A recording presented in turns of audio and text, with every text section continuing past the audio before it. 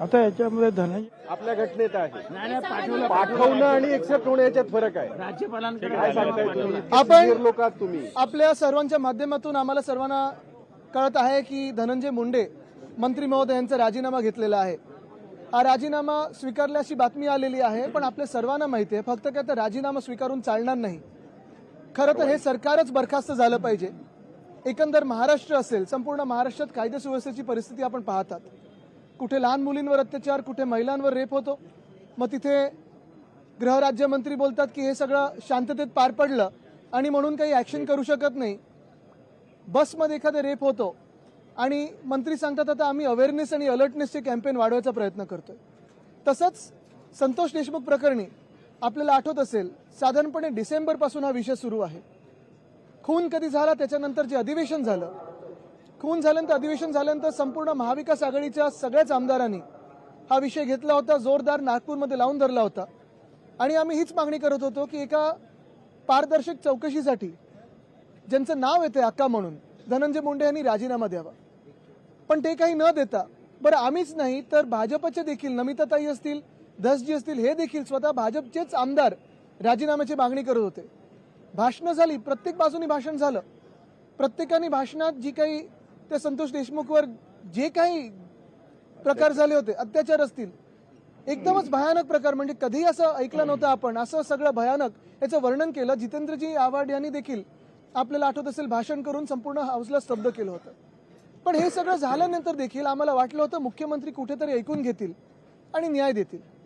पण मुख्यमंत्र्यांचे हात कशासाठी बांधले होते, कोणी बांधले होते, मैत्रीच्या नात्यात बांधले होते, कोलेशन धर्मामध्ये बांधले होते, कुठच्या कारणामुळे बांधले गेले होते हे आम्हाला माहित नाही. पण आम्हाला सांगितलं होतं त्यांनी की आम्ही न्याय देऊ, चौकशी लवकरच लवकर पूर्ण होईल. डिसेंबर संपूर्ण गेला, जानेवारी गेला, फेब्रुवारी गेला, आज मार्चमध्ये हे अधिवेशन सुरू झाल्यानंतर काल जे भयानक फोटो आलेले आहेत, मला वाटत नाही महाराष्ट्राने कधी अशी हत्या पाहिली असेल. सगळेच हादरून गेले. म्हणजे काल रात्री ते पाहताना देखील, व्हिज्युअल पाहताना देखील डोळ्यात पाणी होतं. अजूनही विचार करू शकत नाही की त्या परिवारावर आता हे सगळं पाहून काय त्यांच्या मनात असेल, काय त्यांचं हृदय काय असेल त्यांच्या मनात, खरोखर कळत नाही. माझंही मन हलून गेलेलं आहे. आज आपण पाहतोय की महाराष्ट्रात एक तरुण सरपंच असेल, तो कोणाचा भाऊ असेल, कोणाचा मुलगा असेल, कोणाचे वडील असेल, सगळ्यात महत्त्व म्हणजे भाजपचे पण कार्यकर्ते होतच ना ते.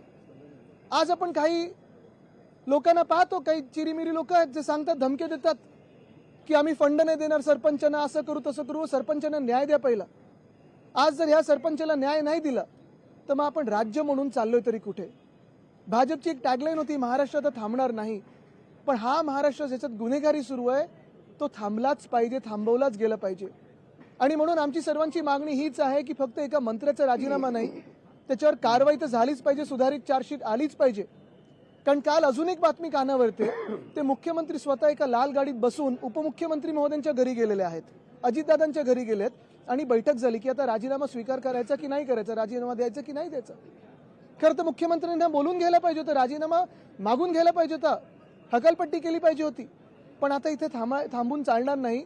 आपण पाहतोय बीडमध्ये तर कितीतरी हत्या होतच आहेत. पण संपूर्ण महाराष्ट्राची परिस्थिती पाहून हे सरकारच बरखास्त झालं पाहिजे, नाही तर महाराष्ट्राला न्याय मिळणार की नाही अशी आज परिस्थिती आली.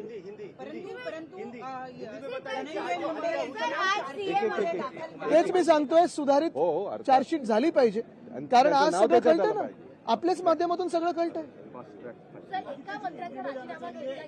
मी अजूनही तुम्हाला अजून एक सांगतो, जे कोणी त्या फोटोमध्ये आहेत, ज्यांनी कोणी खून केला आहे, माझी तर मागणी आहे, मला माहित नाही इतर सगळे सहमत आहेत की नाही, पण माझी मागणी ही आहे की त्या लोकांना भर चौकात फाशी दिली पाहिजे, एक उदाहरण झालं पाहिजे.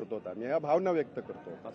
अजूनही मला शब्द काही सुचतच नाहीयेत, कारण ते सगळं पाहिल्यानंतर खरोखर मन भरून येतं.